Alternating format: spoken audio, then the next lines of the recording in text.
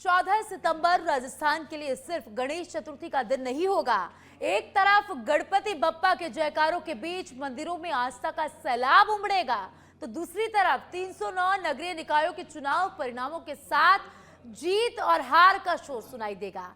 मंदिरों की भीड़, काउंटिंग सेंटरों की सुरक्षा, नेताओं और समर्थकों की आवाजाही और फिर जीत के जुलूस। सवाल है, आस्था और चुनावी उत्सव के इस डबल प्रेशर को पुलिस और प्रशासन कैसे संभालेगा? देखिए हमारी ये खास रिपोर्ट।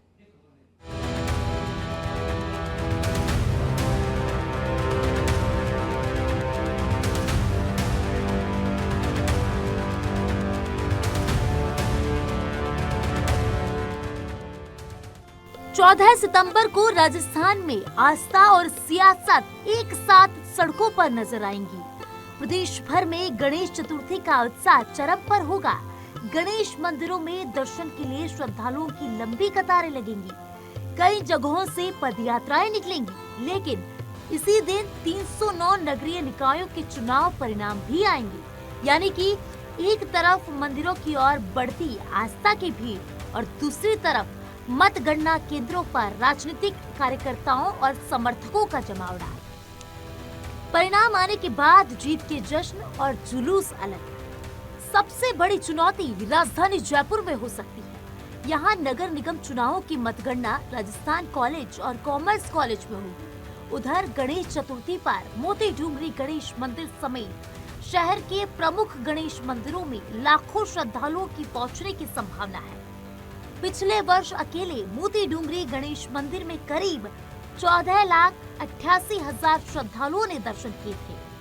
इस बार भी बड़ी संख्या में श्रद्धालुओं के आने की उम्मीद है। गढ़ गणेश मंदिर समेत शहर के कई प्राचीन गणेश मंदिरों में दूर दराज के इलाकों से पैदल यात्राएं भी पहुंचेंगी। अब जरा प्रशासन की चुनौती समझिए। एक तरफ काउंटिंग सेंटरों की सुरक्षा करनी होगी, दूसरी तरफ मंदिरों में भीड़ नियंत्रण, फिर चुनाव परिणाम आने के बाद विजयी प्रत्याशियों के समर्थकों के जश्न और संभावित जुलूस। इसके साथ पार्किंग, ट्रैफिक डाइवर्जन और आम लोगों की आवाजाही भी सुनिश्चित करनी होगी। जयपुर जैसे शहर में यदि गणेश भक्तों की भीड़ और चुनावी जश्न एक ही समय पर सड़कों पर उतरे, तो यातायात व्यवस्था पर भी भारी दबाव पड़ सकता है। मोती डूंगरी गणेश मंदिर प्रशासन का कहना है कि संभावित भीड़ को लेकर जिला प्रशासन और पुलिस को पहले ही जानकारी दी जा चुकी है। तो वहीं गढ़ गणेश मंदिर के महंत ने भी श्रद्धालुओं के सुगम दर्शन और पैदल यात्राओं को देखते हुए विशेष व्यवस्था की मांग की है।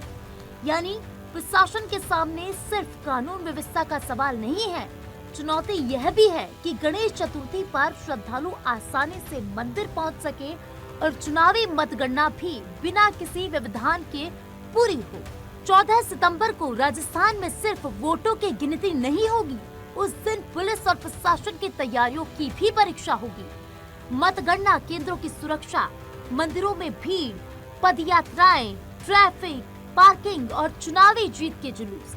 अब देखना यह है कि प्रशासन की प्लानिंग इस डबल चुनौती को कितनी आसानी से संभाल पाती है, क्योंकि अगर तैयारी में थोड़ी भी चूक हुई तो गणपति के दर्शन को निकला श्रद्धालु और जीत का जश्न मनाने निकला कार्यकर्ता दोनों एक ही ट्रैफिक जाम में फंसे नजर आ सकते हैं।